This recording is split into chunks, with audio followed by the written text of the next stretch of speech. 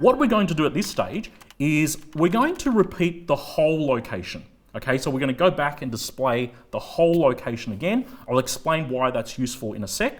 But the way we're going to do that is instead of going just back up to the label above where we asked the question, we're going to jump all the way back up to the beginning of the location. Okay, so this is where the heading for the location in the circles that you drew comes in. Okay, so at the beginning, we're going to create a label library. So when we have an invalid choice, we're going to go back up to the library, which is right up the top again, and I'm going to delete that label out there, and I'm going to add a comment down here just to describe what's going on. Okay, so let's check this out. If we run this now, you're in the library, it's filled with the books. Let's type in an invalid response like go up. Okay, what do you think will happen when they press enter at this point? Okay, let's have a go, press enter. You can kind of see it says invalid choice, please choose again, and then the entire location gets repeated. Right? And you might think, oh, that looks a little bit messy, it looks a bit verbose.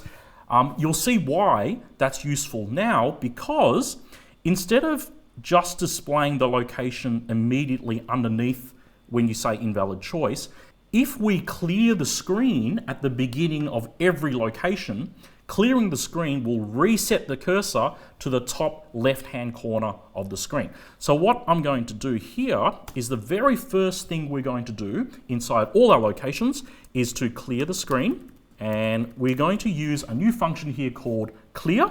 Okay, to do that, I'm going to run through this very quickly by stepping through it. Okay, you see the first label, the first function is clear. If they type in an invalid response like go up, okay, it's going to go through and check all the if statements. That's false. That's false.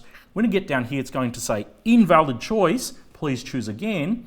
And then, because it's going to jump back up to the library and clear the screen again, what's going to happen is the location will get redisplayed in the same spot, and the user will get another chance to enter in their answer, but in the same location. Okay, so it looks a little bit neater, but you may notice that you don't actually see the text invalid choice. Please choose again. Okay, it flashes by really quickly. You don't get a chance to read that.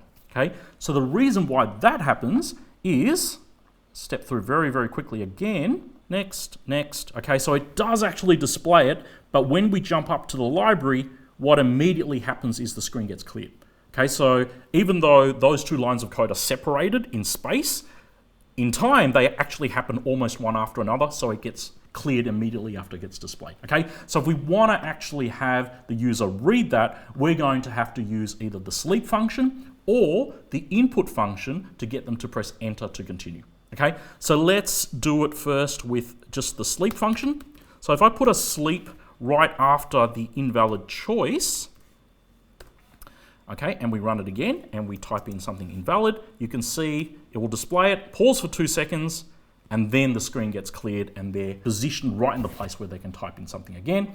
Alternatively, you can just use an input function by itself and not assign it into a variable to press enter to continue. Okay, so in this case, go up, invalid choice, please choose again, press enter to continue, and then the screen gets cleared and they're repositioned at the place to enter in their next choice. So that's the first location done. You'll notice there's a bit of code, but once you get here, this is actually a huge step because the rest of the locations follow exactly the same pattern. So if the code is working here, well done, you're almost there. It's just a matter of adding a couple of other locations from here.